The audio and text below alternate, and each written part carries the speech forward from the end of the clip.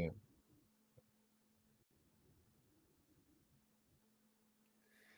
Welcome back, horror fans. It's Wednesday, 7 p.m. Central Time, and that means it's a time for another episode of Week in Horror Podcast, the only podcast where your skin doesn't crawl, it's on too tight.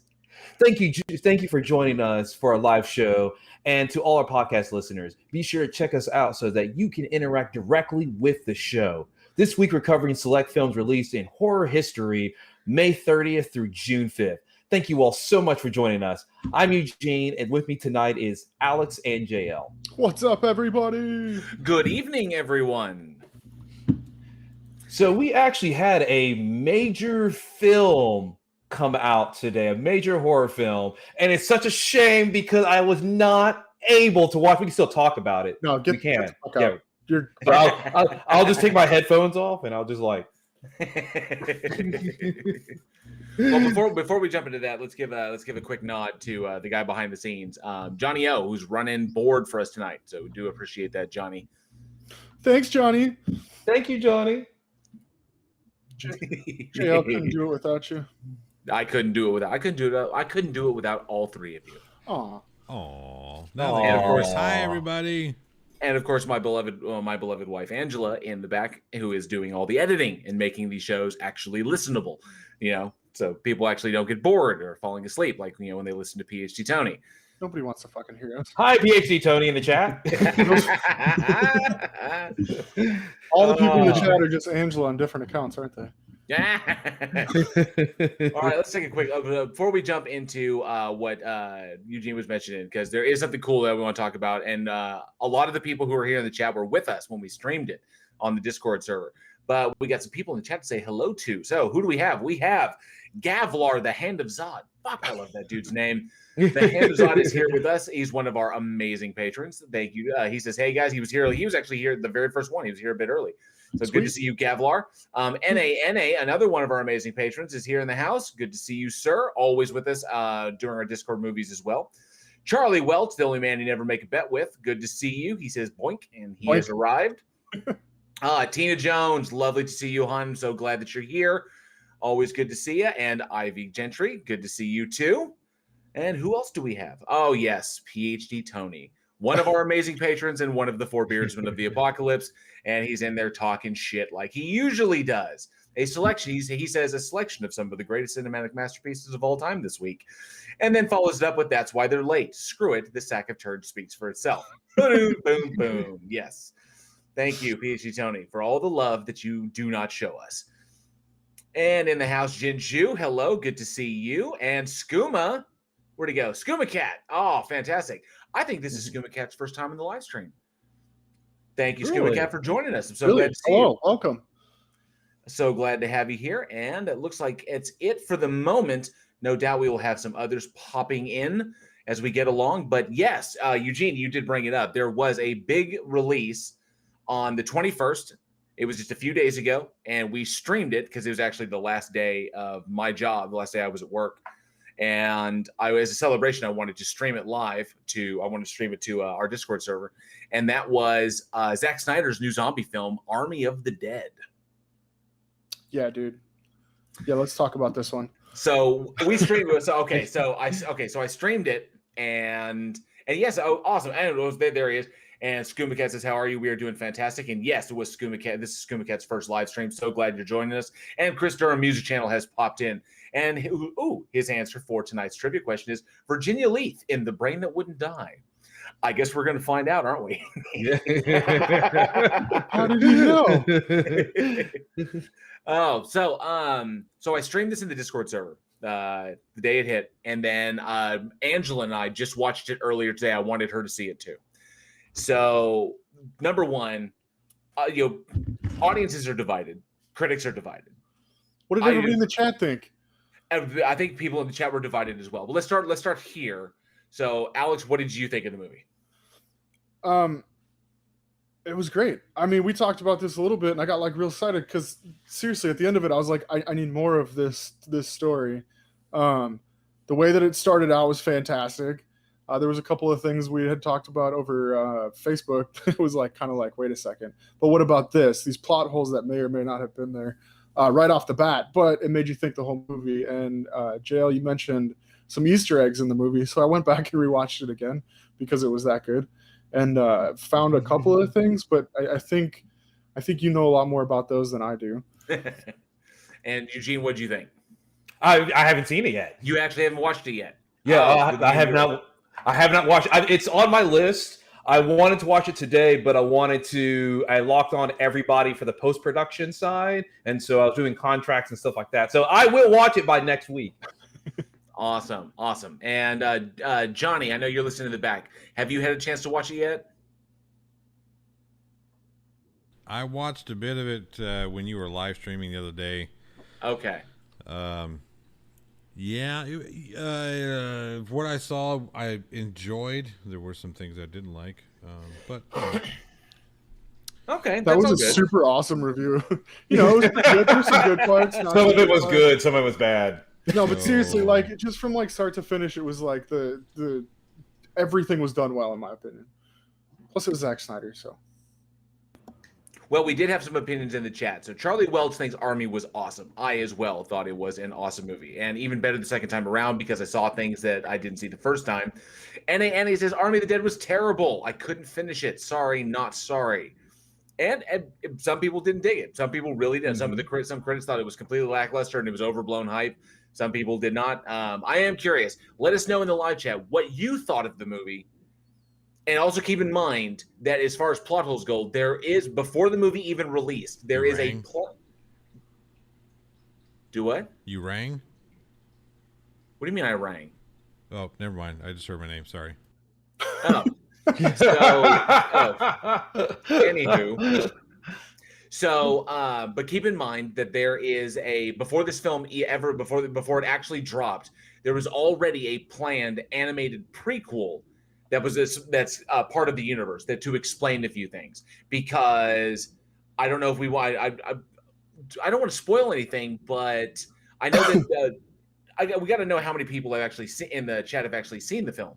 Well, there's some parts you can go over right off the bat that won't spoil anything. At the beginning, when he's like, when they're carrying the cargo, and they're like, what is it? And the one guy's like, what did he say? He was like, what do you mean? Or don't you want to know what it is? He's like, no. He's like, well, we just came from this place. He's like, you're going to make me say it? It's like aliens, because they just come from Area 51. Okay, so that's one thing definitely this is what I thought was funny, and it just kind of clicked today because I noticed that there were so many aliens references in the film. Seriously. So first off, you got a character that is deliberately fucking Vasquez. Okay, that character was obviously she was Vasquez, and then she goes out and explosion takes a bunch of bad guys with her. So does her boyfriend, goes out the exact same way. Yep. So we have that going on, and then there was a line in there where it specifically said you don't see them fucking each other over, which was a line from Aliens, which is Ripley's line. You don't see them fucking over for a goddamn percentage because I don't know which species is worse. Then you have the whole sequence where Peters lands him on the roof, and he's like, "Don't screw me," and she's like, "Just go get her." And he runs in, they come out, and then she's gone. Yep. And then, of course, comes back. It's like, it was Bishop all over again. He's like, "Sorry, I couldn't stay. The platform was too unstable. I had to circle and wait for a moment to pick you up." I was like, but I don't think it was because Zack Snyder respects Alien so much, because it's a wonderful movie and we all fucking love it. It's a masterpiece of a film. But I don't think it was because of that. I think it was because he's saying aliens, aliens, aliens, aliens. And given the 2 UFOs we see in the movie towards the beginning, I think he's saying that the whole thing is aliens. It's all aliens, bro. Which would explain maybe somehow what the fuck? I guess the robot zombies that were in it. You could put it that way. I'm 100% sure. So I don't know. It was a cool take on something that hasn't really been touched in a while. We haven't really seen much zombie action for a while, and the stuff we have is all repeat. And so it's just, this is cool. It was a cool concept. You had the whole, almost sentient aspect to them. Yeah, how they knew what they were doing, and they started to group up, and there was the alphas and the shamblers. It was cool. My favorite line, though, which won't give anything away, is when they first go in to Vegas with the whole squad, and there's the piles of all the bodies, And they're like, that's what happens when you sit out in the Vegas sun for so many years. And then she's like, you should see it when it rains. They all move a little bit for a couple hours. They all like, come back to life, yeah, because they're all desiccated in the sun. Yeah. Okay, let's That see. would suck. Let's see what. So Jinju asks, was there a 50 caliber machine gun on a shopping cart? In the opening crawl or in the opening sequence, I believe that there was a moment where somebody had a 50 cal posted up and and blew away a zombie like chunk by chunk, which is pretty entertaining. Was it in a cart or was it? I don't know if it's. I just remember I remember it was a girl operating one. She yells for him to get down, for Dave Bautista's character to get down. Yeah, and he drops and she takes one out. And she's just like basically like yeah. And they says that movie was 45 minutes too long. It was very long. It was 2.5 hours. 2.5 hours, yeah. Charlie Welch says Cillian Murphy says he wants to do it 28 months later. That could be good if they could ever get that off the ground. Gavlar loved the film. I also loved it. I think a lot of people did love it. Yeah. It was cool. And Commander Darklight has joined us. What's up, Commander Darklight? Another one of our amazing patrons. So glad to have you here. What's up, dude? And yeah, Skooma Cat's correct. Bruh. Aliens. Bruh. Very true. NA has a very good question. Why were those military guys so incompetent? Seriously.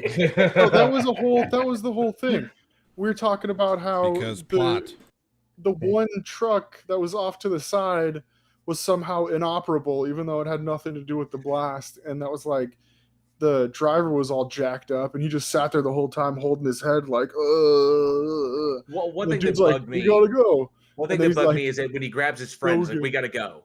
And they run off into the fucking dunes. Yeah. Like, no, dude, you're standing at your fucking Humvee. Get in the armored vehicle and drive away. Right. Whether or not it was inoperable or not, while they were running, and he's like, this is far enough, and they had just gone up over the ridge, like, so whatever the fuck is killing all those people didn't just watch them run over the ridge. Like, yeah, dude, you need to keep going or you're gonna too late. See, Gavlo Hanazad says, I would have liked to have seen the rehydrated zombies. That could have been very interesting. That could have been cool. Charlie Welch says, as a zombie nut, I usually have a problem with smarter zombies, but was able to look past this. And he just loves Dave Bautista. His role in Blade Runner really showed chops. He has an interesting life story. I have no doubt he does. I think how he got into wrestling was he was one of the winners of Tough Enough. Is how he got into. It was actually how he got into the sport, which is pretty cool. Oh my god, that was so long ago. Oh, long time ago. Yes. Well, he's leaving the MCU. Yeah, he's quitting the Marvel movies because he's just getting too old. Well, right. The thing is if he's getting up there, he'll be, I think, 53 or 54 when Guardians 3 drops. And at that point, like taking off your shirt becomes a little bit more of a, do we want to do this? Are you sure? Are you sure? I don't know what special effects these days like. True.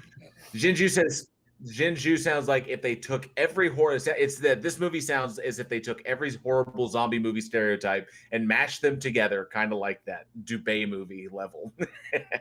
He's riffing off flat earthers there. So I really, really dug it. I cannot wait for them to expand the universe. I think there's a lot of stuff that they could explain it, a lot of stuff they could have fun with. Obviously, a highlight of the movie is the undead tiger. And how it plays, I thought was really, really fucking cool. Siegfried and Roy's Tigers. Siegfried and Roy's Tiger. There's a lot of really fun stuff in it. But if you haven't seen Army of the Dead, definitely check it out. It's on Netflix. It's currently the #1 thing on Netflix at the moment, and I highly recommend it. If anything, it is entertaining. If you dig zombie movies, if you dig high action, if you like Dave Bautista, because Dave Bautista shows chops. He does. I mean, he was good in this. He's not just like the one note, I'm the merc running the team. No, he's got some moments in this. So really, really dug it. So lots of fun. Man, and some insane fucking kills. Yes. So, the Valentine kill was. I don't want to spoil it because you gotta watch it. Yeah. It's fucking amazing. I will watch it this upcoming week. So. There's another thing about it too is you couldn't guess who was gonna die. That was the whole thing. Was like you never really knew, and then somebody would like pull a grenade pin on their chest plate, and I'm like, oh no. But good stuff. Yes, good stuff. But definitely good stuff. And then I'll have my late review next week of the movie Army of the Dead. Join us next week as Eugene talks for 10 minutes about something he missed out on.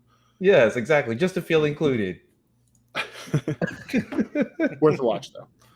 Yes, but I can't even say the normal like segue because you're like, we're here to talk about horror movies. We've already actually talked about one. We're here to talk about other horror movies. That's what we're doing. Yeah. Yeah. We're here to continue talking about horror movies. Yes. So, Alex, what do we have first? All right, let's start it off with a classic, guys. Jesus. I've been looking forward to it ever since the reboot was released. I've been looking forward to talking about this one. I guess we can talk about it. May 30th, 2003, a movie called Wrong Turn Blessed Our Lives, directed by Mike P. Nelson, written by Alan McElroy, starring Charlotte Vega, Aidan Bradley, Bill Sage, Emma Dumont, Dylan McTeague. Wait, what movie? What did I say? What movie you? What? What movie? What movie are you reading? Yeah, this is what I had the new Wrong Turn movie. I was looking at the new Wrong Turn movie. The 2003 one, smart guy. Dude, I've got it right here. Bro.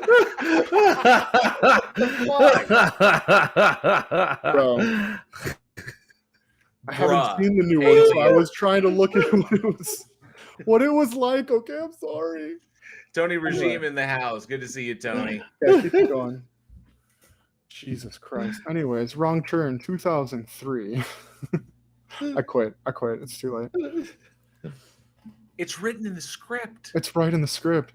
No, I'm telling you, I haven't seen the new one, so I was comparing synopsises. Okay, give me a break. Directed by Rob Schmidt.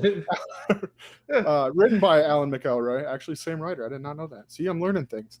Desmond Harrington, Eliza Dushku, Emmanuel Tricky, close enough. Jeremy Sisto, Kevin Zaggers.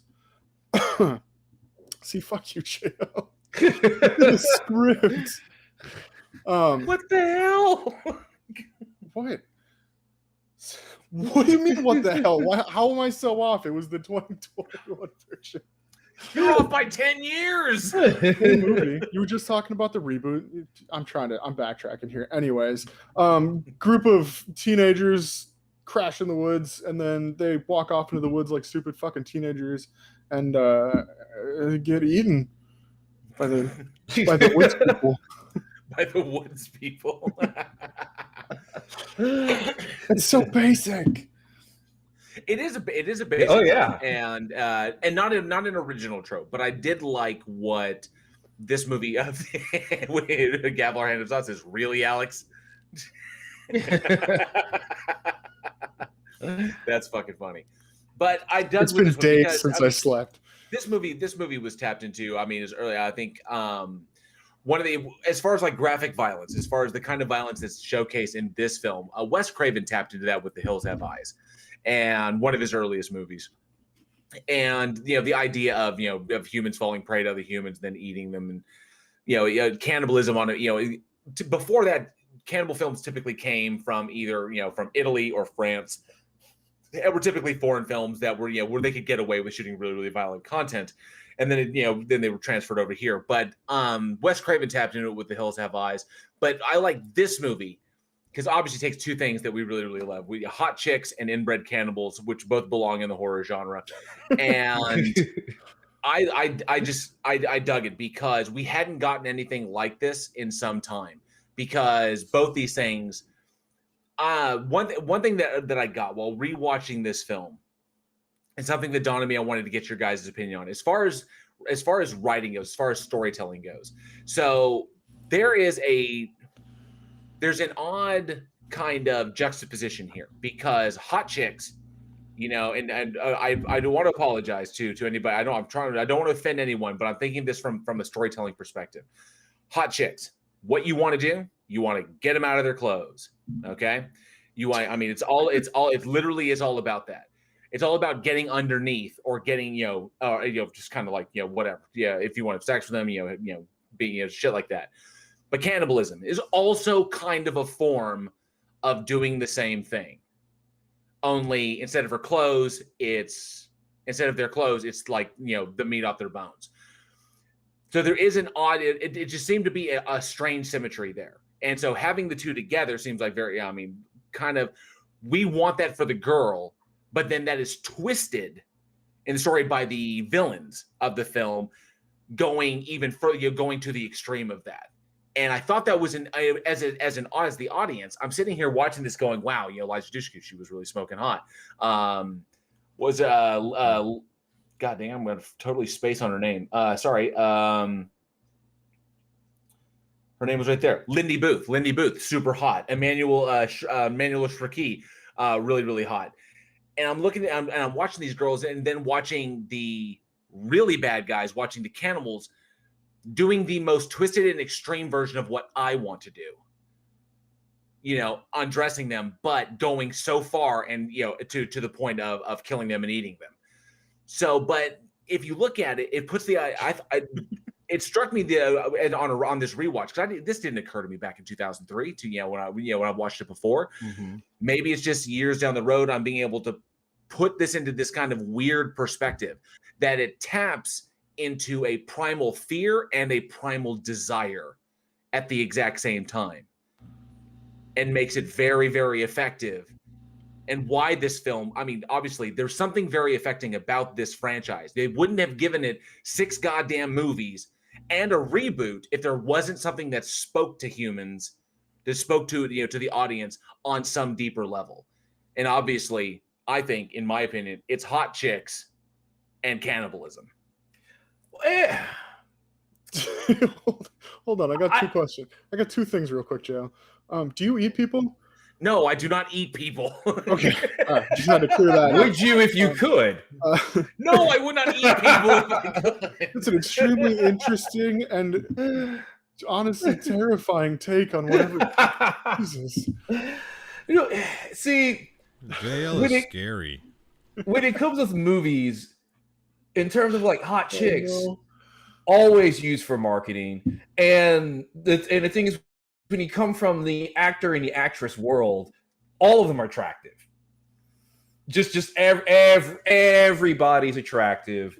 And that's why I love the scene where they go to Last Action Hero, where the kid goes into like the police station in the movie, and he's like, where are the fat people? How is everybody like this attractive? That's the way movies are. Movies are just, it's the straightforward, like the peak of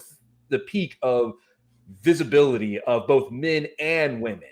And if somebody isn't smoking hot, then there's a reason they're not smoking hot. For they're the killer or whatever. And usually they're probably really attractive under all that makeup and stuff anyway, too, at the same time.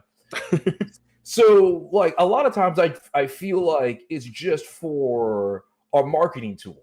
Because it's like, you look at it, what's the first thing you think of the wrong turn? You think of Elijah Dushku.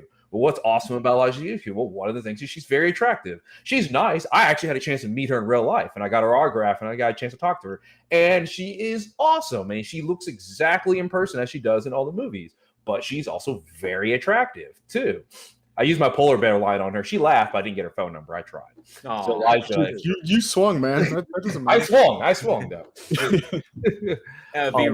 Rencan, last week, V Rencan, the last trivia winner we had said, I know JL, you only saw boobs. Their names aren't important. I didn't just see boobs. In fact, I don't think there were any boobs in that movie. I don't think there's any. No, I don't think there's any. No, just girls getting their limbs hacked off and getting just getting their heads bifurcated. But see, I feel like if I opened your hub browser, JL, we'd see that kind of shit. No, okay, look. Okay, so PhD Tony says, thank you, Dr. Weekinhorror Lecter, for that fascinating lecture on the psychosexual background of cannibalism. Shall we adjourn for dinner?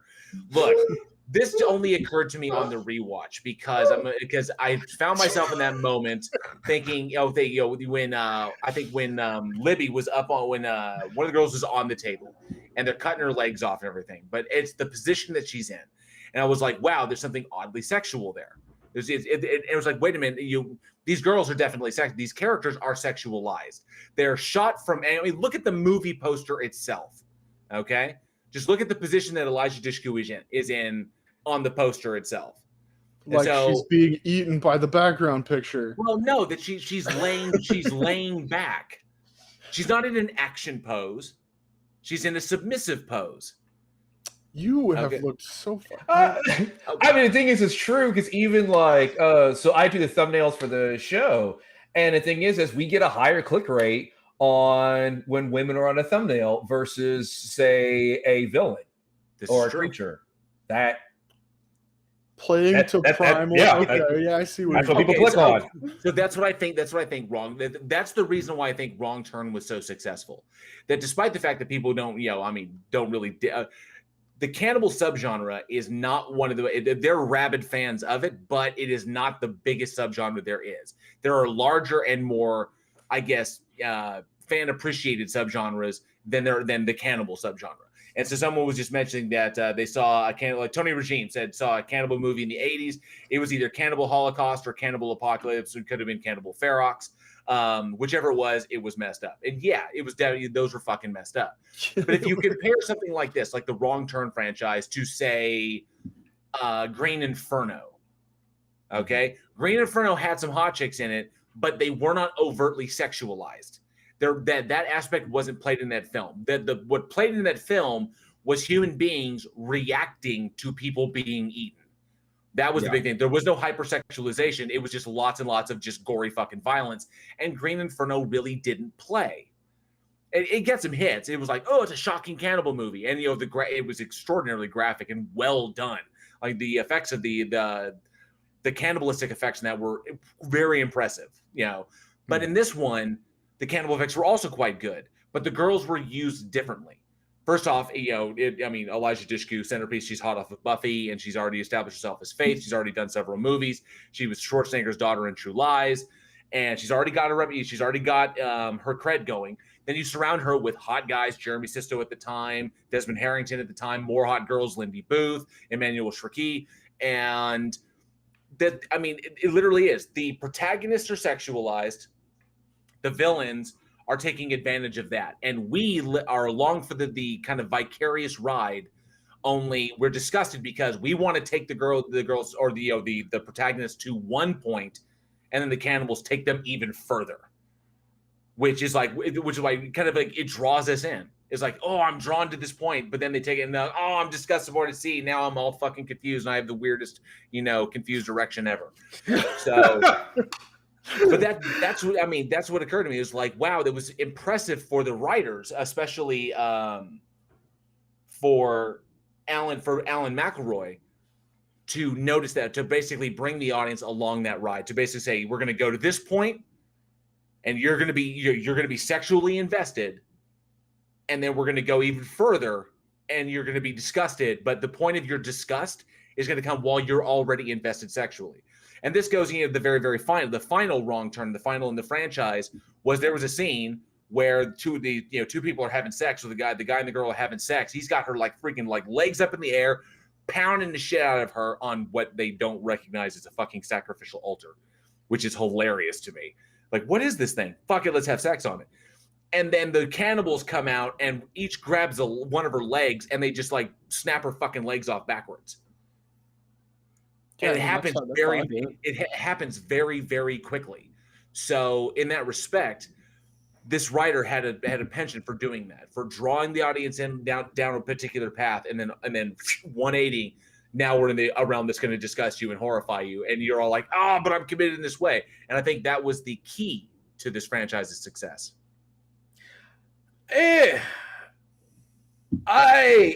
When you compare it to the Green Inferno, both films are looking for different things. Yeah, they're both cannibal films, but Green Inferno is looking for that shock and awe of it. And Eli Roth, if you look at a lot of his films, he doesn't really sexualize a lot of his characters. He really doesn't, which is actually, honestly, for a guy who's done so many horror films, is actually pretty rare on it. When you look at some of the other, even like Hostel and some of his other stuff, and he doesn't. Cabin Fever too, yeah, Cabin Fever.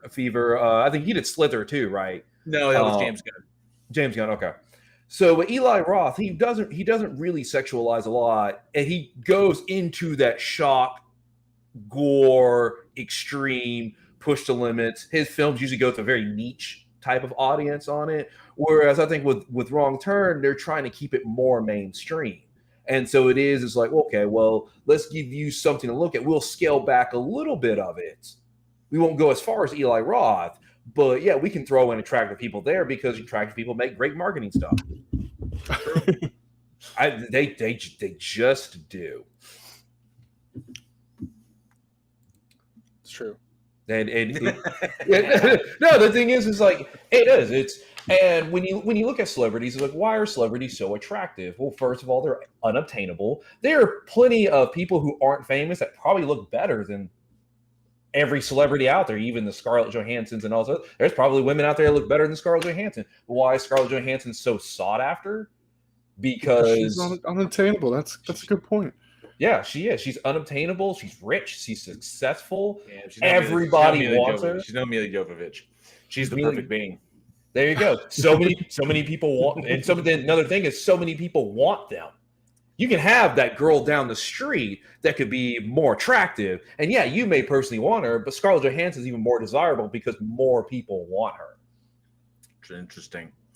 What a weird fucking brain moment. Well, I mean, we went deeper in this conversation than this movie did into anything. This is true. But I mean, it just it struck me as interesting, just as a writer writing this screenplay, where McElroy might have been coming from, because there was just or maybe not even McElroy, maybe it was the director. It was the way the director decided to shoot various things, because when you're writing a screenplay, you don't decide the angles that the director is going to use. You set a scene, right? And then, that this is what you intend. This is what I see in my mind's eye. But what I see in my mind's eye is not always what the director can pull off, especially, with tech restrictions or budgetary restrictions or even time restrictions. Sometimes you can get it, and sometimes it just doesn't work out. Like you shoot the scene, it's like, the angles were good. It looked good in my head, but we just couldn't recreate it. In reality, it was just crap. It happens all the time. And so maybe, the director's looking at the screenplay, they got the whole thing broken down, and the director's looking at it and going, oh, I could definitely shoot it at this angle. I could definitely play off this. And maybe the director saw this, and it came through in the movie because that's the way the director decided to shoot it. Because this is how I can put my own kind of personal message on this thing and really sell a horror film by really drawing people in with the hot chicks. And then when they're like, they're down the, when they're, down the half chub line, boom. Now we're cutting hot chicks up into pieces and cooking and eating them, and maybe using some for breeding stock, which is even more horrible. So, it's just wild. I mean, it only occurred to me on this current rewatch, because I've seen the film so many times. I just wanted to just reaffirm myself with, or just kind of reacquaint myself with some of the more the brutal kills. When the girl gets her head chopped in half and shit like that. There are some great kills in it. There were some good kills in it. Yeah. And Desmond Harrington, I mean, he kind of I realized when I first watched this, I didn't realize who the fuck he was. I was like, I couldn't remember who he was. But remember, oh shit, he was in The Messenger with the story of Joan of Arc with Mila Jovovich, and then he was also on Dexter. He was Detective Quinn on Dexter for like 4 or 5 seasons. Oh shit! Yeah, that was him. Oh, okay. It was like, holy shit. Yeah. But nonetheless, I think it can also be said that because of this, for whether it's the reason that I cited or whatever, or maybe it wasn't, Wrong Turn redefined American cannibal horror. Absolutely, because cannibalism is something that hasn't been touched that much on American cinema. There's a ton of Italian films, there's a ton of French, especially like in the video nasty era of, you talk about like the 70s and 80s, where people were trying to go to that extreme. Whereas in American cinema, especially during that time, people kind of had a line. Every once in a while, you'll get a little something that kind of pushes it. And you start getting stuff like, say, The Hills Have Eyes, that kind of push it a little bit here and a little bit there. But it's always been a little bit more of a taboo subject in America than it really has been anywhere else. And when a film actually really goes hard into it, so something like, say, The Green Inferno, just that aspect alone makes it stand out above the rest. When you think of things like Silence of the Lambs, Hannibal Lecter's a cannibal, it automatically shoots him almost to the top of the villainy of horror film because of that aspect. There are other things that make Hannibal awesome, but because you have all this stuff, and then he's a cannibal. We have smart, intelligent villains. They've been there since the beginning of cinema. Now you make him a cannibal on top of that. That's what puts Hannibal Lecter over the top. And so with Wrong Turn, what Wrong Turn did was it pushed it because you already had a wave of slashers. Scream reinvigorated the genre. So all these slasher movies are coming out. Know What You Did Last Summer, all this other kind of stuff. And then Wrong Turn had to find a way to separate itself from all these slasher films. And what do? They add cannibalism. I think another one that touched on was Ravenous, which came out, I think, in '99. The one about the Civil War era, so the not Civil War, but the Mexican American War era soldier. Mm-hmm. Guy Pearce gets sent up north, for action, but that dealt with cannibalism and the concept of the Wendigo and Native American legend. It's intriguing. I think it did set itself apart, and I think it was something interesting that popped in my head when you were mentioning Hannibal Lecter. Hannibal Lecter is, yes, he's a cannibal, but is very selective about his victims and is selective about what he eats. So he doesn't just messily eat a human being like, he's carving up beef jerky and just like, you're just eating whatever. He's very selective. He has specific recipes that he uses. He's experimental. He likes to do new things, as we saw, I think was expanded very well in the Hannibal TV series. So there's something, he's a cannibal, but not an animal in that respect. He's a cannibal with the highest degree of regard and respect for what he's doing, and in some respect, who he's doing it to. He doesn't unnecessarily torture human beings to do what needs to be done, to indulge his appetite. Just like the whole sequence with him and Eddie Izzard's character in the series. And of course, when he does what he does it methodically, he does it purposefully, he does it with respect and distinction, and with a bit of class. You can say with a bit of class, because that's who that character is. Not some inbred monster cannibal that doesn't speak English, that sets booby traps in the woods and will, whatever part of them they happen to cut off of you, they'll fucking eat it like it's nothing. Which reminds us of, harkens back to the kind of primal fear of wolves, of bears, of big cats, of our primal competitors from thousands and thousands of years ago, where they are more beast than they are man. Only they're in human form, which makes them even scarier.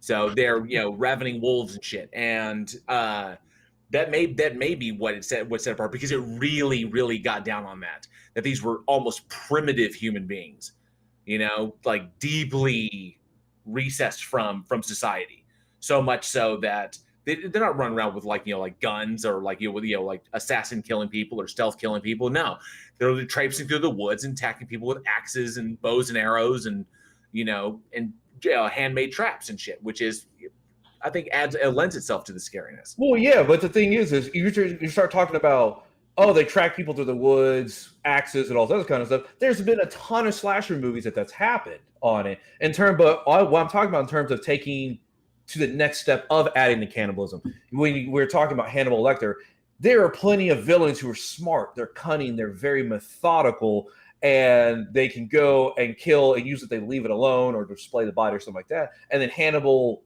eats the ones he wants on top of it. And it's like even what makes the it's a tree folk here, or inbreds here, puts them over the top, because we have the primal killers, and we have slash movies that came out all around a time full of the primal killer, but then adding that cannibalism puts them that little bit over the top. Mm-hmm. It makes Wrong Turn stand out in a time when slasher movies are coming out every week. True. Totally agree. There's so many of these too. You said there was what? I think I've seen 4. There were 6 of them before the reboot. 6 before the reboot, yeah. 6, and most of them are pretty bad. Yeah. Well, that was the big thing, is that the violence is so extreme that they can't even really do TV spots for them. Well, and so you can only do so many super fucked up things on film before it becomes either repetitive or way too gory. They started releasing direct to DVD because of that. Because trying to do TV, you got to promote a movie when you're going to release to theaters. Otherwise, nobody's going to know it's fucking there. So it's exactly what happened to the first Collector. It only got, because of the content of the movie, it only got a few TV spots, and they only could air at specific times because of what they were able to show. So not a lot of people knew about it, so it didn't have a huge theater run, but that was okay. They knew it was going to blow up on DVD. And that's what Wrong Turn did, is that it was so, and Wrong Turn 2 was even more extreme in its violence. So it's like, screw it. After Wrong Turn 2, we're just going to go straight to DVD after the sequel, because then we can just it can be on the internet and whatever, but people will buy it because it's part of the franchise. I do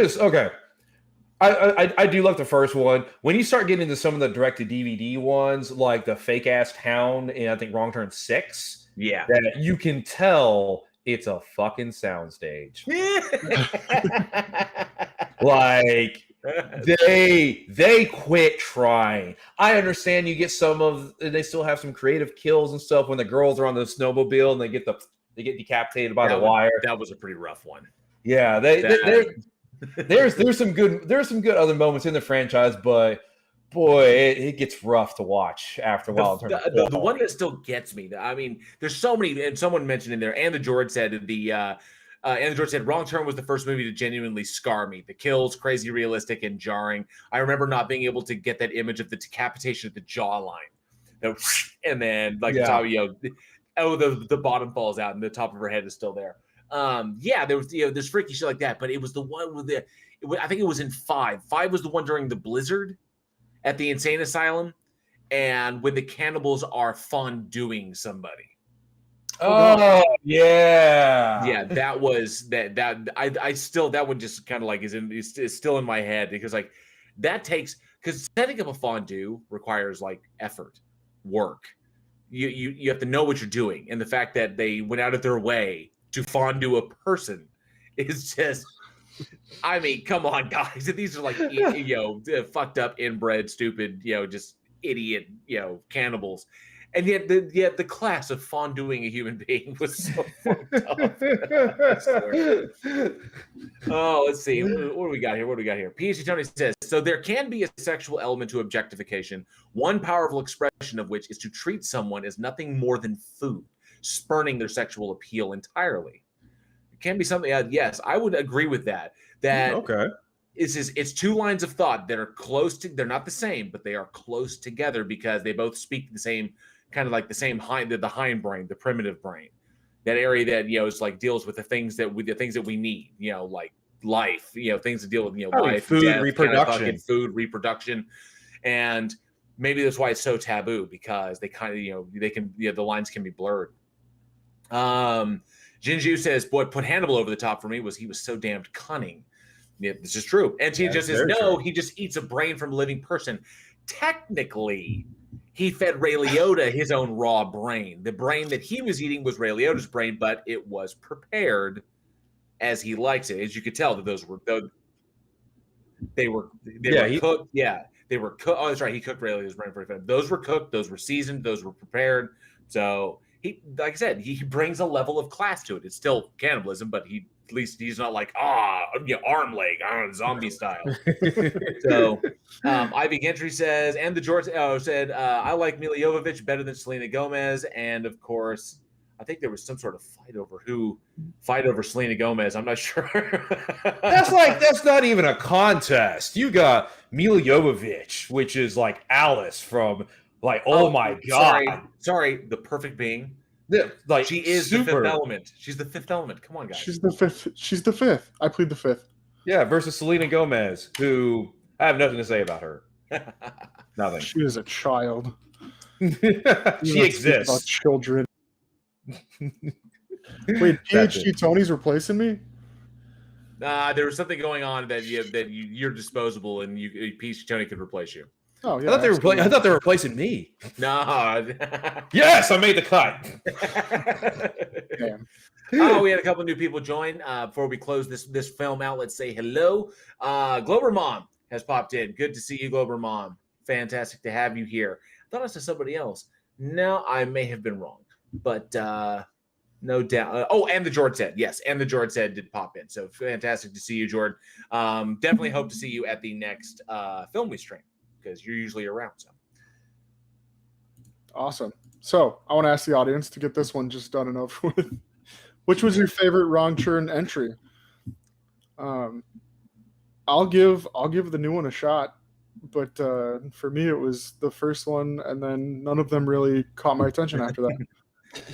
The remake is not, I would say the reboot is not bad. It's way better than we expected. I enjoyed the reboot. Yeah. The first one's still my favorite, but it's at least worth the watch. Definitely. I'll check it out. Fine.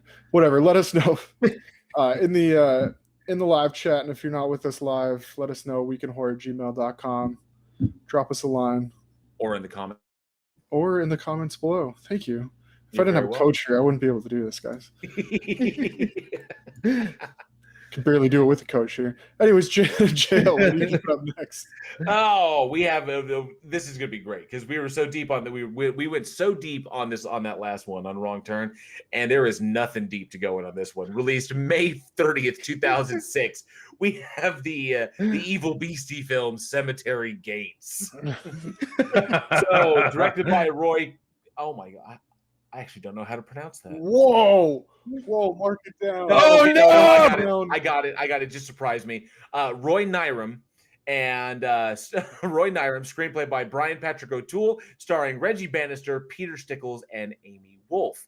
And so, what could we possibly say? The film centers around a genetically mutated Tasmanian devil that is stalking a cemetery. I think it's as close as I can. Why is he stalking the cemetery? We can get into how he got out in the first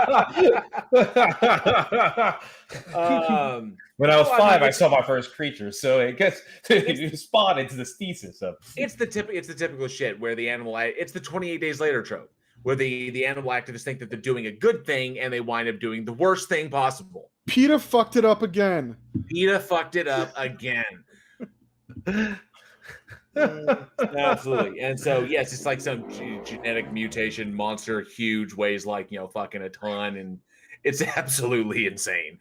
But obviously we went super deep on Wrong Turn, but we don't really go really deep on this one because it's a fucking Tasmanian devil. only worse. Yeah,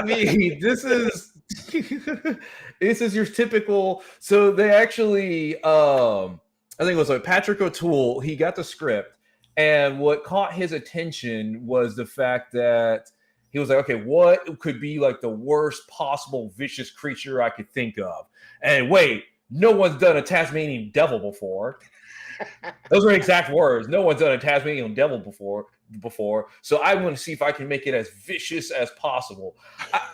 At some point, you start running out of scared animals. There's only so many predatory animals on this planet.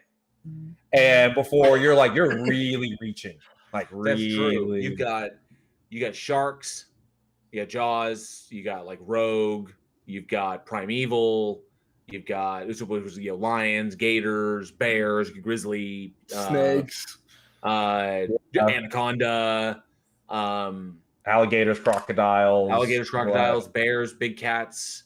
Are we just gonna list off every? I guess Tasmanian devil. I guess no. What because this is the first one I've ever seen of a Tasmanian devil. Be like, this thing is fucking scary. The thing's as big as a small dog, or maybe a medium dog. Medium dog is how big a Tasmanian devil really is. Yeah, they sound fucking scary, and they have big fucking mouths, and they can eat bones and shit. And they're like, ah, one of our favorite villains. Was he a villain? Anti-hero? I'm not sure. It's like a rat bear thing. Yeah. To be completely honest, you can fight one off. you could really can. No weapons. Oh shit, Jinju. Still waiting for the attacking platypus. Oh, that'd be terrifying. There's probably already a movie out there. I don't know. I wouldn't fucking doubt it.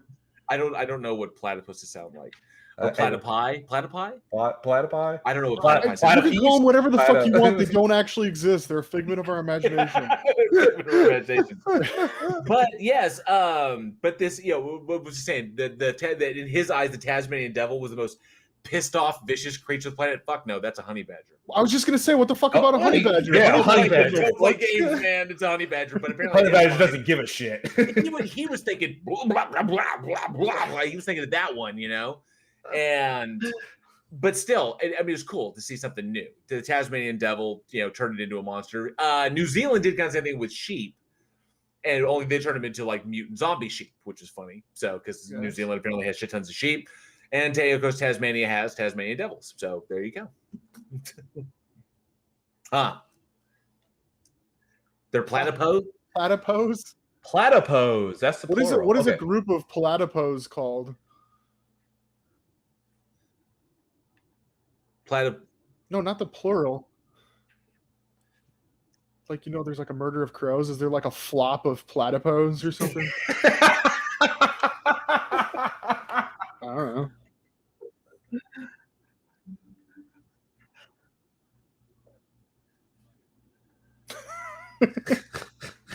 Kevlar Hand of Sauce says that is the Kevlar says that is the exact sound a platypus makes. Apparently, I pulled it out of my ass. Like, Dude, now you're pulling platypuses out of your ass. Like evolution pulled the platypus out of its ass. There you go. Ivy Gentry's right. Sci-fi would probably make a movie about a killer platypus. The Asylum. We challenge the Asylum to make a movie about a killer platypus. I feel like this movie will be out like tomorrow. Now they're like, hang on, give us 6 hours to film and edit. We'll throw something out real quick. To quote Samuel Johnson, the question. This is PhD Tony. To quote Samuel Johnson, the question, is it platypuses or platypi, reveals an ignorance of 3 languages. Platypodes. Platypodes? Platypose. No, that's what PhD Tony says. It's platypodes. Somebody's going to click on.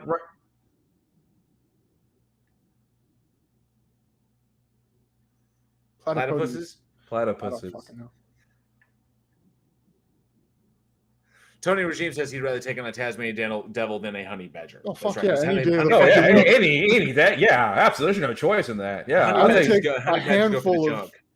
a handful of Tasmanian devils against like a half-strength honey badger. Yeah, like a honey badger with only like 2 legs. So the fucking goofy thing, the absolute goofy thing about this, number one, the monster. You can't look at this thing in still images. You can't. Okay. Boy, things barely together. Because I paused it when it was like in the van. It was like at the van. And it was coming to the hill. I paused it. I was like, what the fuck am I looking at? What am I doing with my life, man? This is the cheapest fucking looking monster I've ever seen in my. I could assemble the shit in my fucking shop. It was just, it just looks so bad. But luckily, they limit a kind of. What an excellent example of something that probably worked really good on paper, but didn't work really well, but obviously did not pay off in real life. Because fuck, it took 10 years to make this goddamn movie. Actually, 10 years to get it greenlit. 10 years of screenwriting to get this thing to where it could be shot, and they shot this fucker in 13 days. Dude, looking into it too, and just kind of reading why and what problems they faced, and then to the point, and then they just rushed it. Man, they could, for being something that was not done before, and I do not think ever done again. They had an opportunity to seriously. They had an opportunity to do something good, and with 10 years of preparation, you would think they'd have everything fucking figured out. And then they're like, we're going to do this in 13 days before it gets fucking red carded again. And we're going to shoot this bitch for the financiers, find out what we're really doing. Seriously, we told them we were shooting a movie about killer polar bear. They were cool with that. So we fucking got to do this fast, guys. Holy shit. He gets on set and they're like, that doesn't really look like a polar bear. This thing was shot so fast. You got to wonder because so I know Eugene's heard about this, but I wonder if the live chat is. There is a kind of like filmmaking phenomena where 2 films will be shot at the same time, at the exact same time, where one movie shoot is used to cover up shooting another movie. Oh, that's kind of like what I was just saying. Yeah. So like. Well, it's not like, tricking the financiers. Like, we're shooting this, but we're actually going to shoot this. But it's like we're shooting this movie, and then we're shooting this movie kind of within. So we have like 2 sound stages, right? So we set up the second sound stage, which we don't really need for the first film. We shoot this first film over here, and then we grab the exact same shit, and probably a few of the same actors, maybe a couple of different actors, bring them over to this one and shoot an entirely movie. So we're actually shooting 2 movies at the same time for the price of 1. I guess that makes sense. Financially, and this kind of felt like that. Except there was no second movie to like be happy. Well, none that we know about. That's true, I guess. But then, what does that say about the movie? Well, the reason I suspect that is because it's not like they went overseas to shoot this thing. They didn't shoot this thing in fucking Tasmania. They shot it in L.A. Yeah. Which means that they could do whatever they want with the sound stages, which means it's kind of like they could have just been drafting off another production and just picking up their scraps. And then all you got to do is really okay, well, we can do this, we can use this, we can use this. We're on this sound stage, we can do this. We're in this area, we can use this. And all we need is a cheap monster guy to make whatever the fuck that was in that movie. It didn't even look like a Tasmanian devil, but that's just. I don't think they've ever seen a Tasmanian devil before. Like a picture. Does anybody have a picture of a Tasmanian devil, guys? Didn't you have the picture? It's called Google. Yeah. Google. This is 2006. Google was available. What does Tasmanian devil look like? Oh, okay. But no, there's whatever. No, not even. I just first of all, I want to put things in perspective in terms of an average feature film is 22 to 25 days of shooting. That is average, no fancy stunt work or high-end visual effects and all this other kind of stuff. Like about 22 to 25 days, just a straight regular mid to low budget feature. I just finished 4 days of shooting for a 10-minute film. 4 days. That's already like what, a quarter of what they did for a feature? Yeah. On this and the one we're working on, they had a runtime of 88 minutes. Yeah. The one we're working on is 10.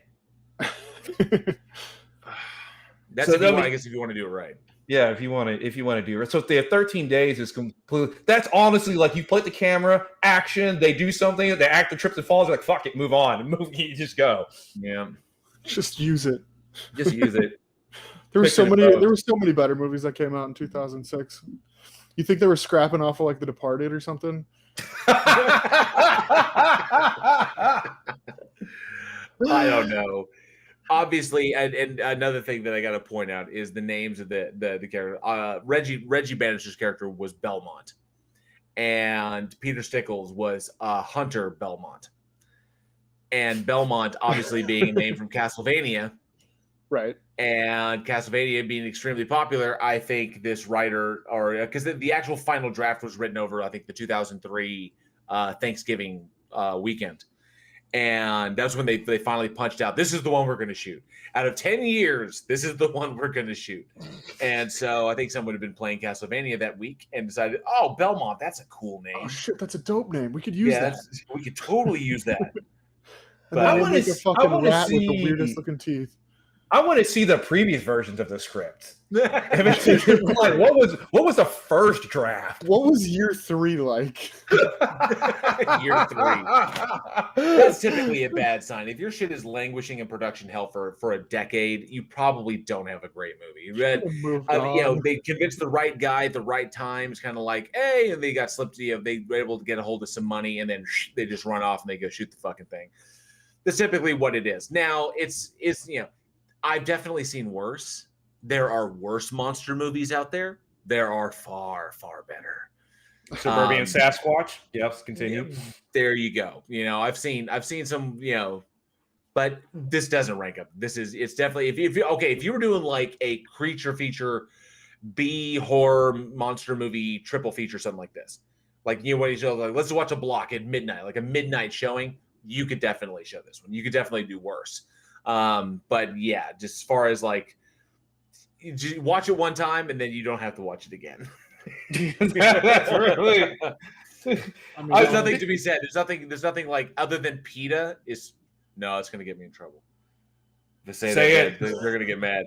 Other than PETA is. Who cares? I don't care about PETA. Other than PETA is fucking dumb because they are literally a horror trope. They are. They're the ones that start all the bullshit. Always. I'll fucking fight you, PETA. Bring it on. I'll fight you while I'm eating a steak too. Now, unfortunately, it wasn't a whole ton to talk about Cemetery Gates, but like we said, if you go out there and find it, it's a time waster. You can watch, a mutant something that they're calling a Tasmanian devil chew up a bunch of fucking idiots, in the cemetery that it's stalking. So you can definitely check it out. But I wanted to ask the audience, moving on from this one, let us know, what is your favorite mutant monster? Just overall. Something mutated, genetically mutated, radioactively mutated, cosmic rays mutated, something. any of those mutant monsters out there, which is just a legendary horror monster, let us know. What is your favorite? Let us know in the live chat, in the comments below, or hit us up at weekinhorror@gmail.com. Eugene, you have our third one, and we're definitely going to go up in quality. Well, there's not much below. Not much, no, this is true. There's not much below, but but Eugene, what do we have next? So for an actual major studio film, yeah, that's actually shot well and has good special effects, we have Insidious Chapter 3, which was released June 5th, 2015. And it is directed by Leigh Whannell. Lee Whannell. Whannell. Give me okay.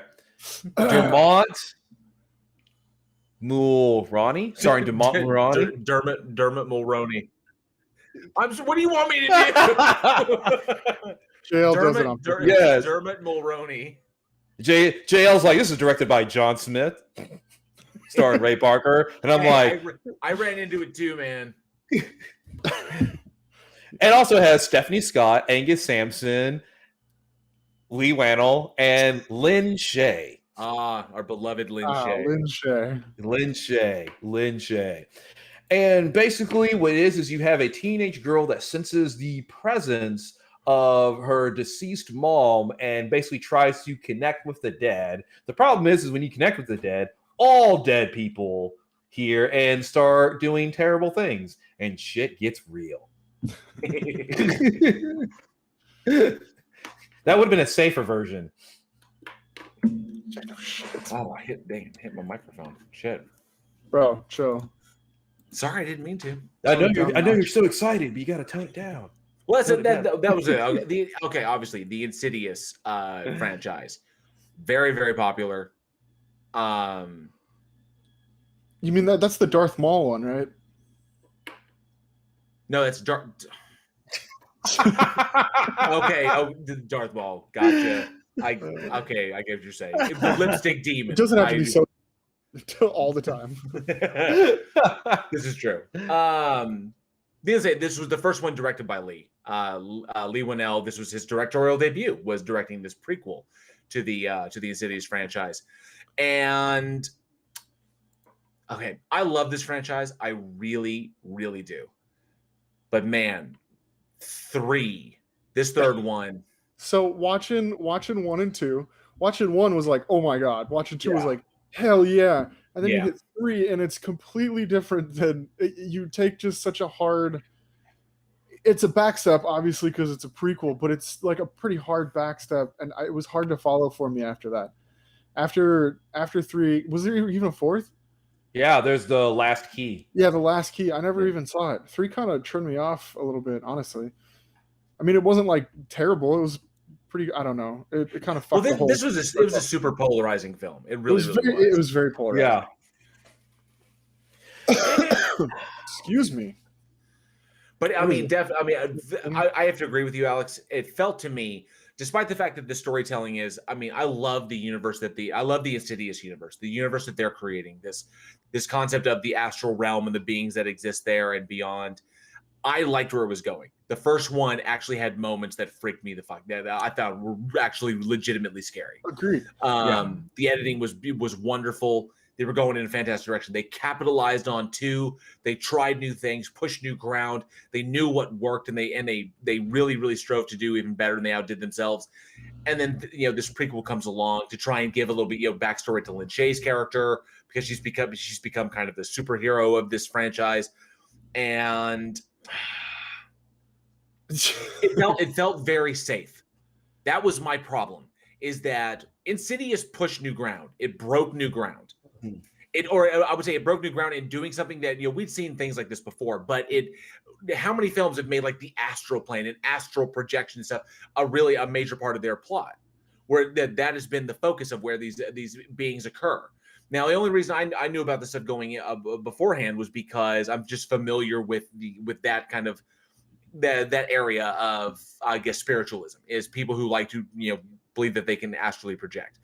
So I'd read up on it a bit, and I'd like that they were going there. It's like, oh, this is so cool. I'm seeing a horror movie about stuff that I know about. But then chapter 3 came along, and it felt very, very much like we're going to rely on the visuals. We're going to rely on this. We know what works. We know what's safe. We know what makes money. And that's what this movie felt like. We are not going to push hard in any one particular direction because that's risky when you do that, when you take that risk. And unfortunately, I just like it. It's not the worst of the franchise. I think The Last Key really kind of dropped the ball, but yeah, I can see. So I wasn't missing anything with that one.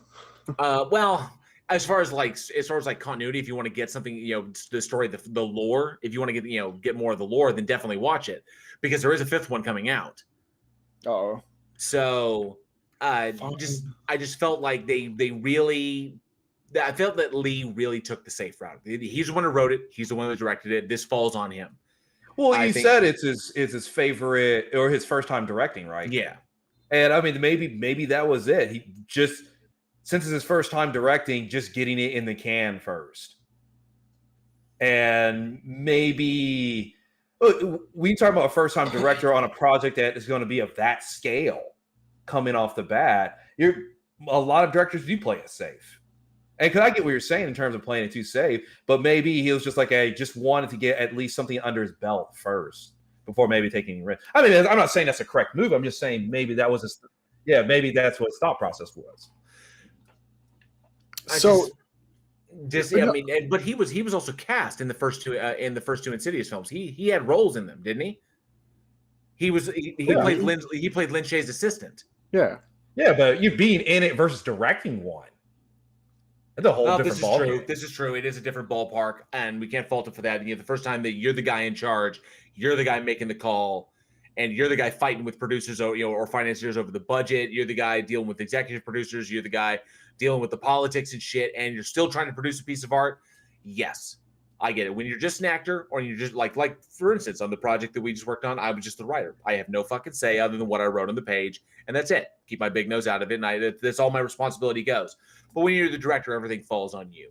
When shit rolls downhill, that's where it hits. It hits the director. So I get that. He didn't want to push too hard, go for anything. He didn't want to risk it. He didn't want to risk an excellent franchise on his directorial debut. But I mean, that's fair. But then you got movies like, I guess, what year did this movie come out? 2015. 2015, yeah. So this is way after. I mean, you've seen stuff like it just reminds me of Paranormal Activity. Like, they did a prequel, but they waited, I think it was like, what was that, fourth film or so? They did 3 before, but they kept pushing until they couldn't push anymore. And then they went and tried something different. Yeah. This franchise definitely could have done that. They could have probably gone another couple of movies and kind of thought out how they wanted the prequel to go. But like you said, it seemed way too safe. It was just like, okay, we know it works. Don't fuck it up. And they were nervous the whole time and just cut it all clean. And yeah, but Paranormal Activity, you see fucking 4 of them and you're like, okay, this is getting a little, repetitive now. And then it's like, boom, prequel. Wait, there's like so much more to the story. And there was so much to dig into, as opposed to this one where it's like, okay, yes, psychic, and okay, that's why I now go back to the first movie and watch it again. I agree, because I'm not a huge fan of prequels because right off the bat it already kind of pigeonholes your story, right? Because the existing universe already has limitations and you have to fit into this box. Versus if you just keep progressing the story, you can just go wherever you want to go on it. And so so you already have a first-time director who is kind of, I don't want to rock the boat too much. Then he has the confines of 2 existing films and this lore that he has to keep contained in. Maybe that was just too much of a box. Could have been. Maybe. Yeah. Or, you didn't want to screw it up for the future. He didn't want to like, okay, this is some important part of the lore, and then have somebody, when they did the next movie, have to build off of new things to try to work it in. So it could have been, a couple of people putting their hands in there like, no, don't take it that far, because when we do the next one, we don't really want to explain that. And, that's true. I don't know. It looks like there's a lot going on, but not enough at the same time. I did like the concept, or I always guess the the character concept of the man who cannot breathe. I kind of dug that. Insidious has always made decent. There's always been decently, like, I guess, beings or spirits or creatures that live in the on the other side. I dug what they do with it. It's just that this could have been a little bit more. I know some people out there really, really loved it. They thought it was really cool. It's continuing in the vein of what Insidious has set up. I just personally think they set the bar too high for themselves, and Lee wasn't willing to shake the tree, which is fine. I mean, you can make the decision. I mean, he wrote it. It's the universe that he created. He's directing it for the first time. Sometimes it's not worth it to take the risk and risk alienating people. Give them what they love. I can understand that. I guess. I mean, it makes it makes sense coming from his newfound role. Yeah. Ultimately, though, I just thought from a cinematography perspective, okay, the cinematography in the Insidious franchise has always been good. Atmosphere. The films are always atmospheric. How they introduce the creatures or these beings is always really cool. They have strange, weird nicknames, and their names are basically their attributes. I dig stuff like that. It's very how to describe it? Very the dark side of fairy tales in that respect. Speaks to us in that kind of like childlike nature of the afraid of the thing under the bed or the thing in the closet. And I've always loved that it speaks to the child in me like that. And while technically the films always swing hard and they always swing true, and I enjoy watching them, I thought that they just dropped the ball on this one. Unfortunately, the ball fell even further down the staircase in the last key. Although I kind of dug the beings in that one too. It's pretty cool, but yeah, there's a lot of things they could have done better. Storyline definitely could have been picked up. They could have absolutely. I would have loved to have seen. I would have loved to have seen a greater expansion on the family dynamic, and a little bit more, just kind of flesh those characters out a little bit more, so I would care about them. Give a shit when they die. I mean, the scene when she's briefly possessed, she busts out of her leg braces and shit. It's stuff like that is cool. Right. Okay. Stuff that I get is neat. It is just, it's like, holy shit. And you're like, because you didn't expect it. You're just like, this is really, really neat. But I really didn't care about these guys. I cared about Lin Shaye because the focus was put on her character and her team. And because they're building up this character that she's playing, they're building up this demonologist and Elise. So I wanted to know, but that was the great thing about Insidious, is I cared as much for her character as I did about the family. Patrick Wilson, Rose Byrne, and their son. I really wanted that family to make it through, which is why his possession at the end of Insidious, when the thing that has been haunting him all his life, her name escapes me. You know what I'm talking about? The bride looking. Yeah. So when he gets possessed at the end, that was like, oh shit. I was like, fuck. He grabs Rose Byrne, he's choking Rose Byrne, shit like that, because he was like, oh my god, she's been there the whole time. But I was invested. I just didn't get that in this one. And characterization. And again, didn't get it on the fourth one either. So characterization. Not the first time we've talked about it on this podcast. Make people care about your characters. Say again, Alex? You said it won't be the last. It probably won't be. We have to care about our characters. We have to care about somebody. And people will disagree with me on this. It's like the movie Thinner. The biggest issue I have with Thinner, despite the fact it is an entertaining movie, and it's a Stephen King adaptation, which I love, I didn't give a shit about any one of those characters. The only person I really liked was Joe Mantegna's character, Richie the Hammer, the gangster guy who comes to help him towards the end in the third act. And I was like, I love this dude. He's great, just because Joe Mantegna is a fantastic fucking actor, and he can do lovable and hateable, and he can go the spectrum. And he made an anti-hero that you love, that you want to root for. This dude's doing some fucked up shit, but you root for him. Nobody else. I didn't give a fuck. I didn't care about the gypsies. I didn't care about the dude who's losing weight. I didn't care about his family. All of them were fucking throwaway. Just, not a likable character around.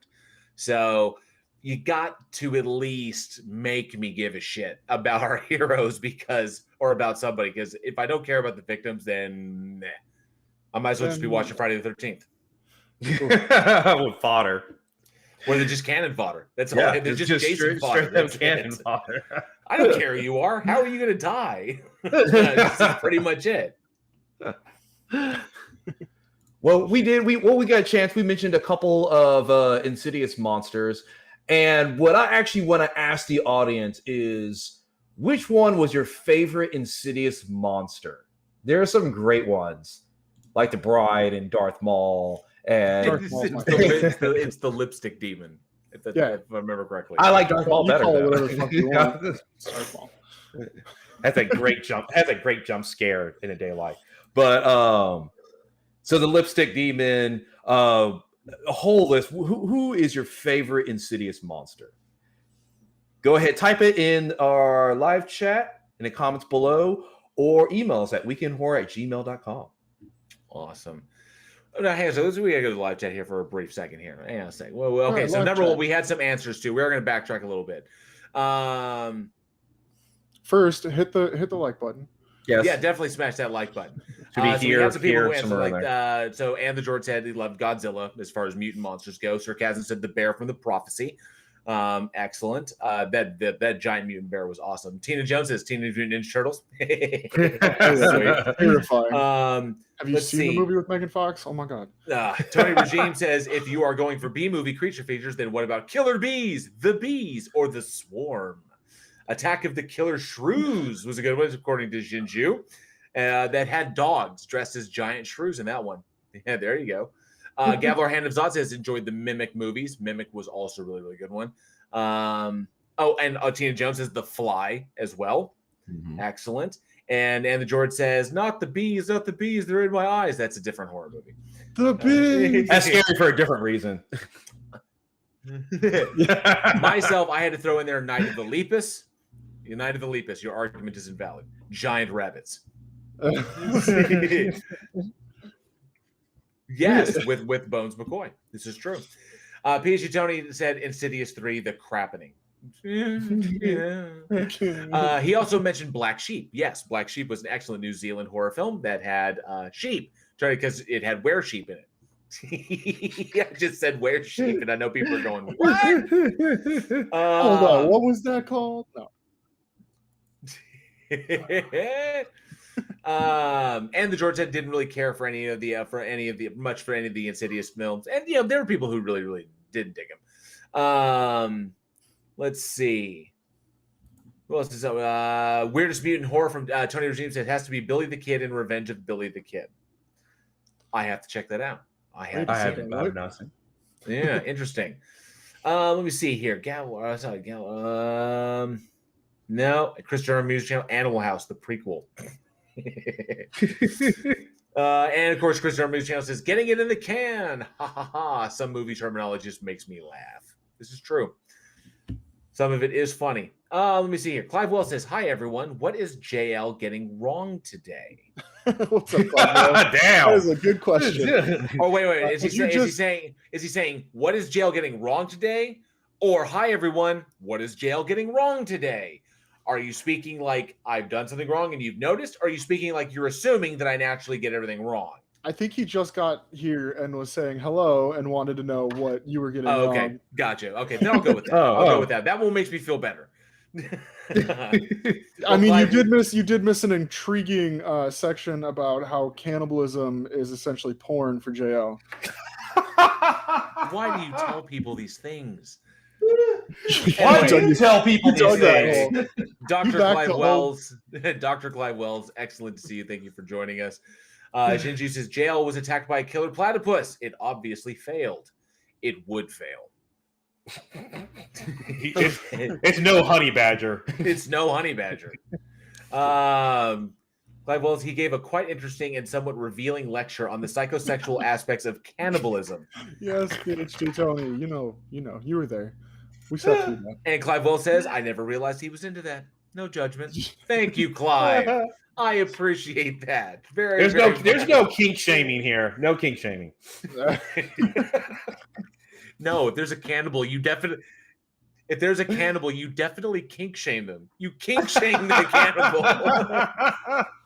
Is that going to be like our Week in Horror metal band, King Shaming Cannibals?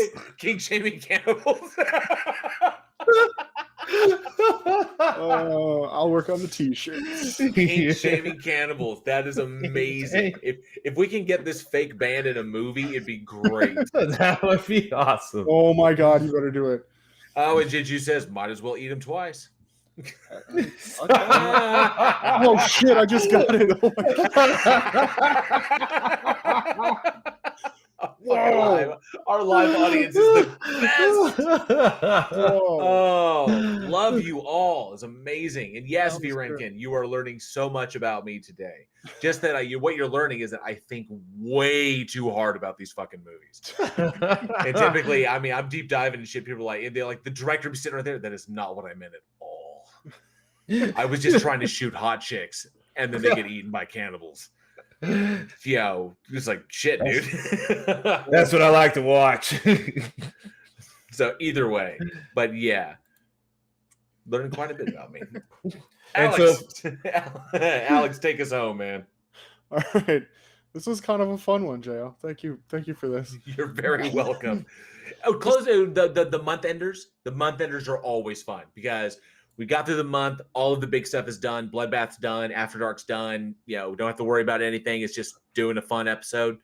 All the heavy lifting is behind us. Here we go. Now we can just like kind of let loose and talk about, you know. No, we're not going to. Continue. Man, your brain. Take your meds today, man. Meds? What? I have a script? What? Oh, wait, PG Tony says, does that mean you are cannibals who kink shame people? We are the king shaming cannibals. Yes, we are cannibals who kink shame people.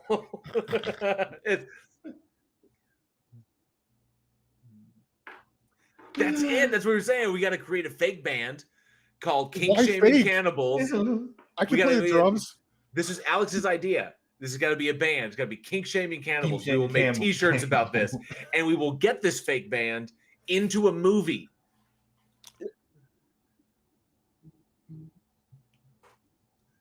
Limited edition.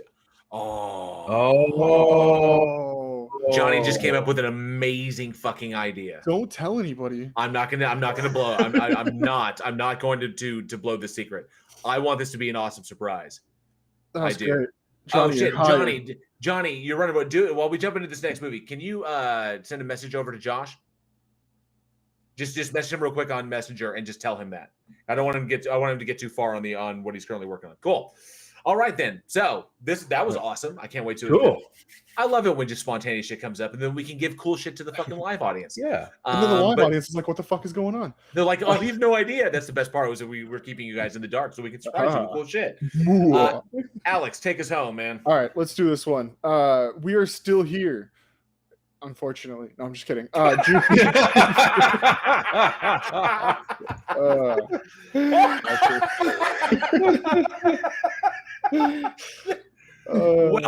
Well timed, my friend. Natural. I'm here all week, every week.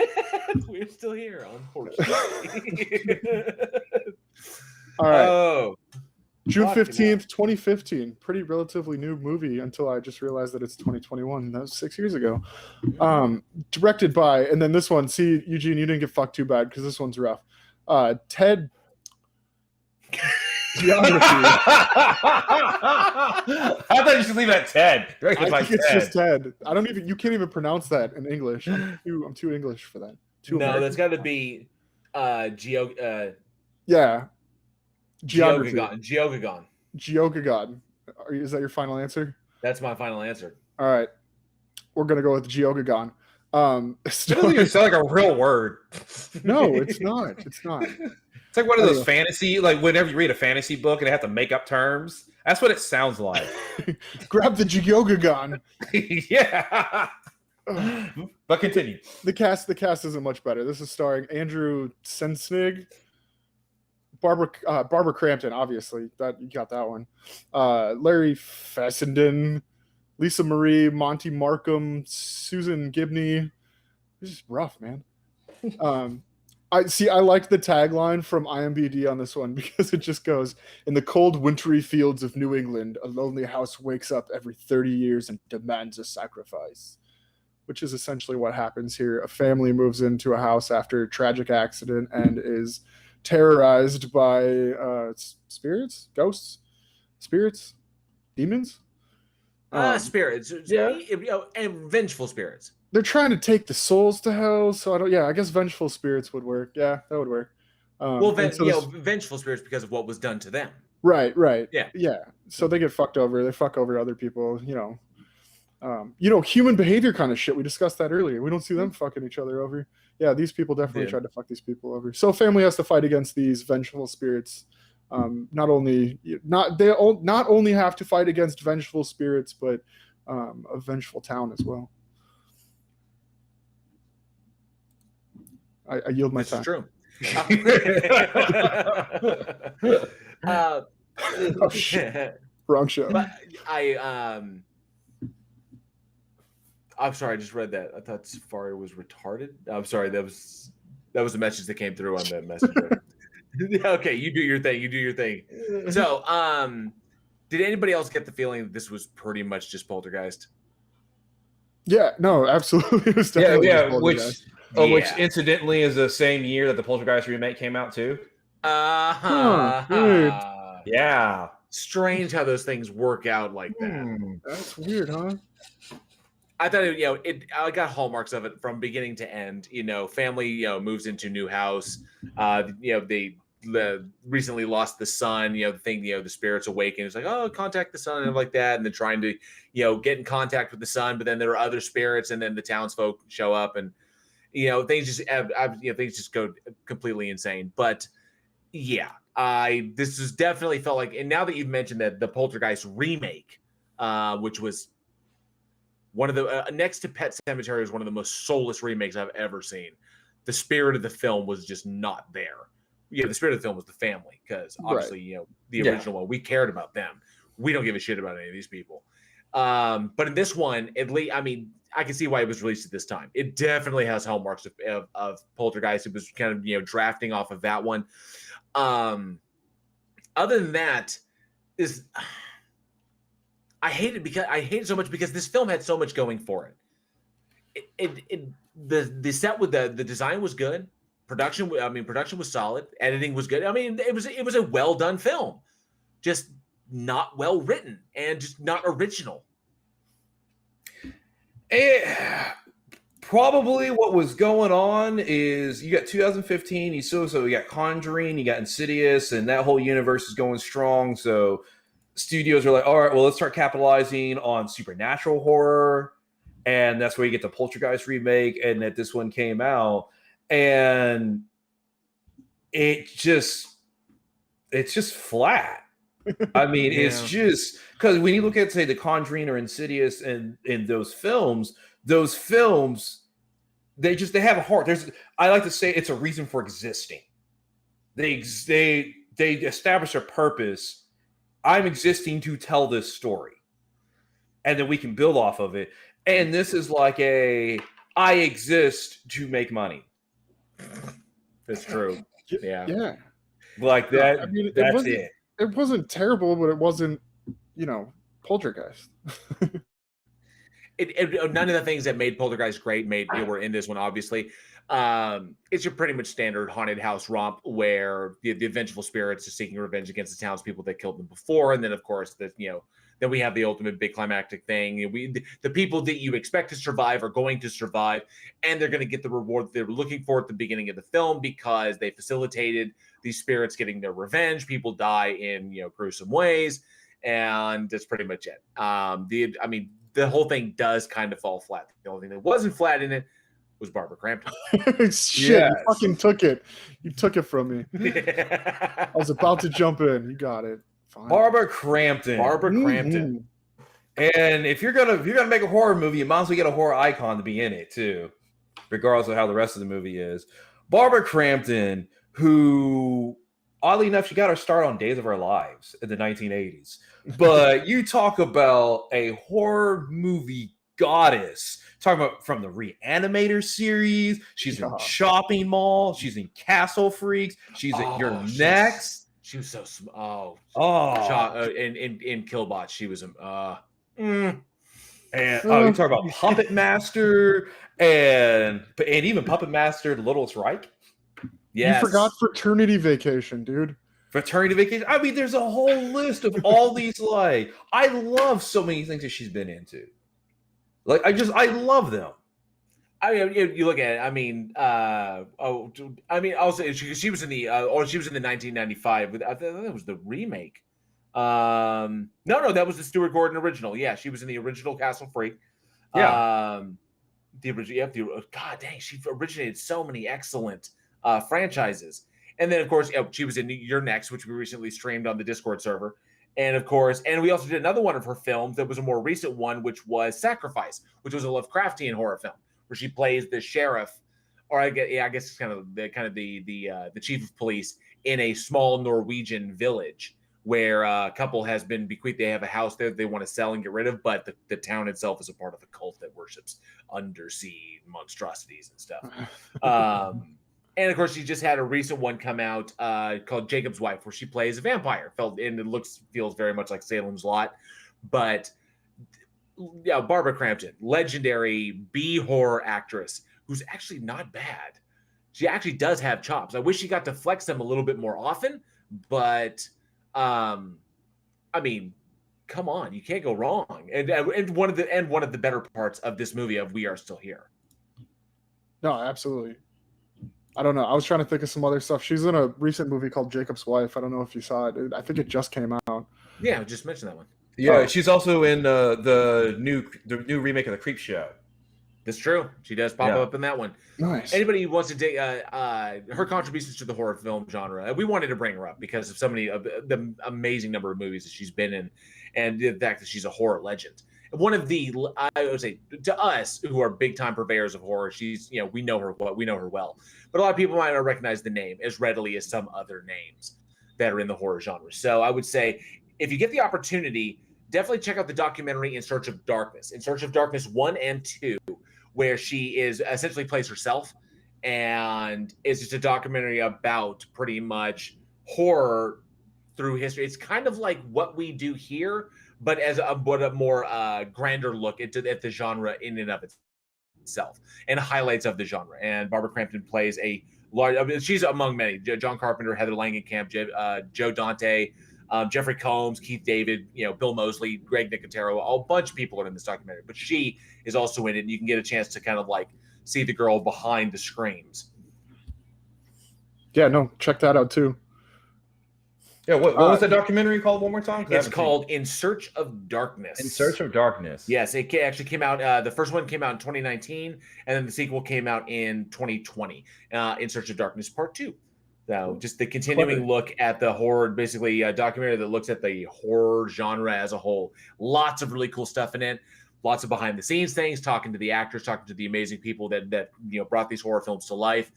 It's in essence kind of like what we do, just in film form instead of podcast form. Yeah. All right. Well, we are still here. Another time killer tonight. Yeah, unfortunately, it kind of was. It really, really was. Like I said, and of course, it had some other horror staples. Larry Fessenden is also a bit of a horror icon. He's a producer and he's also an actor, and I think he's dabbled in writing a little bit. But Larry Fessenden is a funny dude, and I wanted to bring it up. If he's essentially, I look at Larry Fessenden like an Easter egg.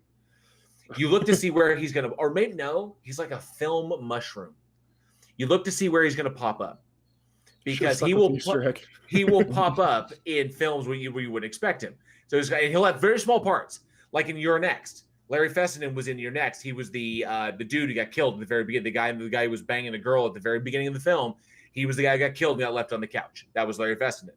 He dies in almost every single movie I've seen him in. Every one I think he's got. No, he did not die in that werewolf film that we showed, Late Phases. He was actually in that because he's good friends with Joe D'Amici. Nick D'Amici. He's good friends with Nick D'Amici. So he didn't die in that one, but mostly he dies. Mostly he's a victim. but he'll show up every now and then. You'll know him because he's got a pierced ear, really receding hairline, and his hair is usually very crazy, sticking out in weird ways, or very badly combed. He's kind of like he's like the schlub. He's like a schlub that usually is a quick victim or drives the plot along. Is typically what he plays. But it was funny seeing him pop in there as one of the mediums, and then of course gets croaked. But you go the draw obviously is Barbara Crampton. And Absolutely. yes, Gavlar Hadamzad, Barbara Crampton is hot as hell. Yes, she is. I'm still thinking back to Killbots. Always. Oh, smoking. Speaking of, I'd like to ask the audience. We've talked a little bit about Barbara Crampton's work, and if you know her, I'd like to know what's your favorite movie. What's your favorite? She's been around since, like you said, the early '80s, so she's done a ton of stuff. What's your favorite film or favorite series? Because she did a lot of TV series too. Let us know in the comments below in the live chat, or shoot us an email at weekinhorror@gmail.com. You can definitely tell Stuart Gordon just loved her. No, Yeah. He I was really gonna say my favorite was either Reanimator or Chopping Mall. Yeah, Chopping Mall. She's so cool. She would be awesome to have on the show one day. If we got a chance to sit down with Barbara Crampton, I'd be like, hi. I'd be such a fucking dork. But she would be cool as shit. Just her history and the people that she's worked with, and the fact that originating some awesome franchise. She originated the Puppet Master franchise, originated the Reanimator franchise.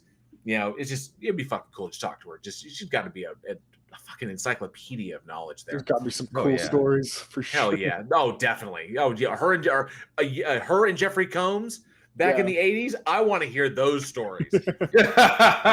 Jeffrey Combs looks like he knows how to fucking party, and I want to. And I love Jeffrey Combs. Cocaine everywhere. So we just polished off an 8-ball before. That was our pregame. Oh, and Grave Paradise has popped in. Nice to see you, Grave Paradise. Is one of our favorites on the Discord channel.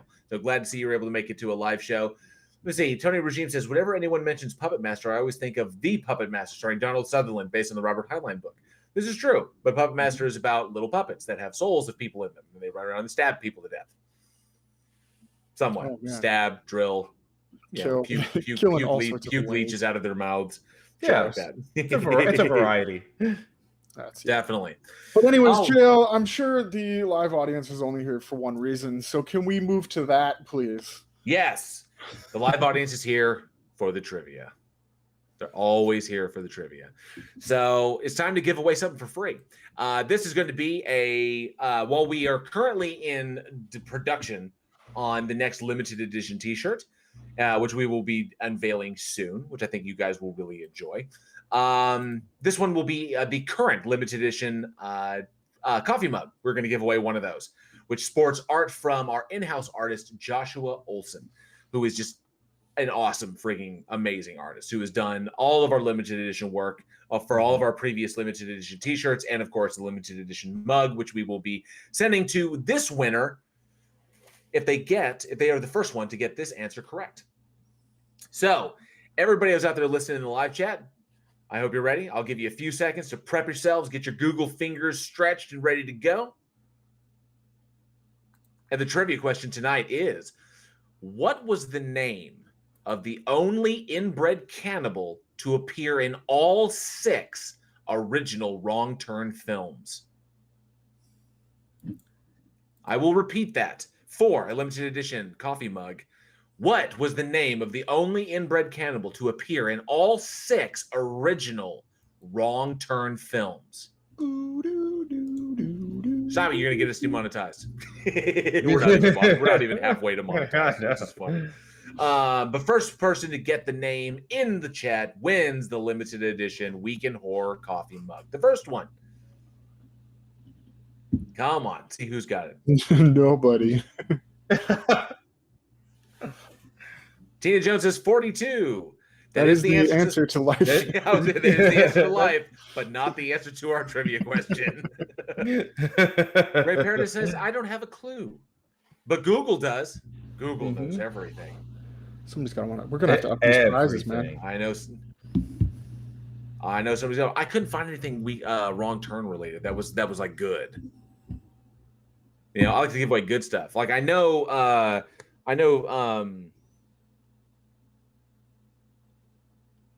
Nathan Thompson.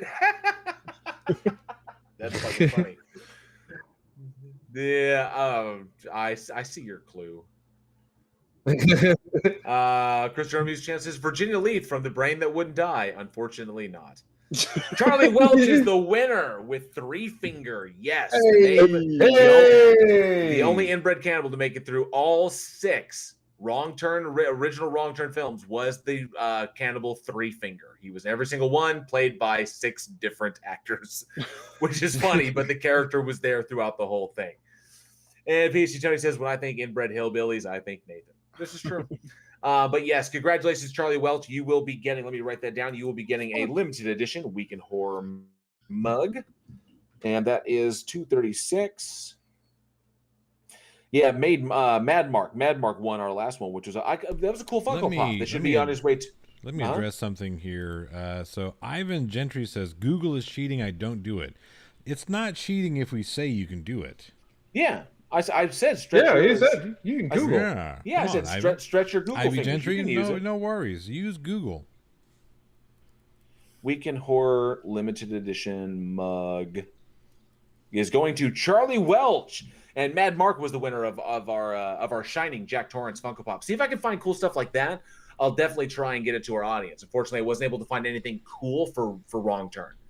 Just I couldn't like it. Yes, he was in 6 films, Grave Paradise, and yes, this one will definitely go with your shirt. So, but yeah, it was 3 finger, and Sarcasm jumped in there with 3 finger. Apparently, people thinking Google is not cheating. We here at Week in Horror will give you carte blanche, use as much Google as you want.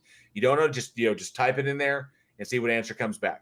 This is not cheating at all. Because I know a lot of people, we watch horror movies. We don't expect everybody out there to watch every single horror movie that we watch.